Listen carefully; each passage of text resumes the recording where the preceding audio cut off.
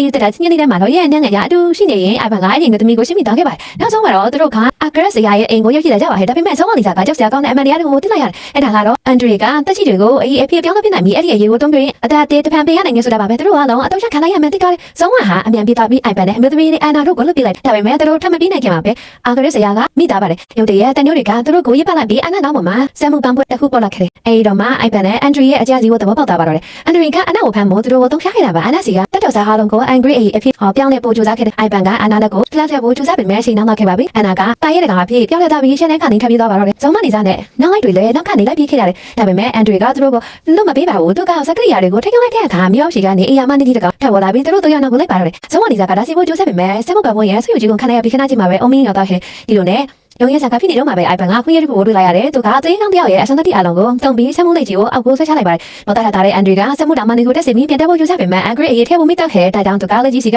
ယူစိနေတဲ့အရေးရဲကိုပြပြထားပြီးသူခန္ဓာကိုယ်ကအမေအောင်ရေးပြောင်းလဲပြစီသွားပါတော့တယ်အိုင်ပန်ကလည်းသူ့ရဲ့အင်အားအလုံးကဖန်သွားပြီးအသက်ရှူရဲ့လူနေပါဖြစ်သွားခဲ့အဲ့ဒီအချိန်မှာပဲအန်နာရောက်လာပါတယ်မိပြင်ပေါ်မှာလဲလျောင်းနေတဲ့အိုင်ပန်ကိုကြည့်ပြီးသူမကဝမ်းနဲ့စာနေမိတဲ့ဆဲကြလိုက်မိတဲ့အဲ့ဒီအပြာရောင်မိစလေးကအိုင်ပန်ရဲ့မျက်လုံးပေါ်တက်သွားတဲ့ခါမှာတော့အန်ဟောစရာကောင်းလာအောင်ပဲအိုင်ပန်ကပြန်လဲကိုခါလာပြီးသူ့မျက်လုံးနေတာပြန်လဲခေါ်သွားပါတယ်အိုင်ပန်တို့လာတာကိုမြင်တော့အန်နာဟာတားရဲ့အပြေးပြန်ပြောင်းပြီးအားလုံးကိုနှုတ်ဆက်တာဝေးလာတဲ့တော့စီကိုထပ်ခါထားပါတော့တယ်အိုင်မန်ကတော့တိခါကိုဖြစ်လာခဲ့ပြီးဒီရက်ဒီတိုင်းအရာလုံးကိုဆက်လက်ဆက်ဖြောက်တာပို့ဆုံးဖြတ်လိုက်ပါတော့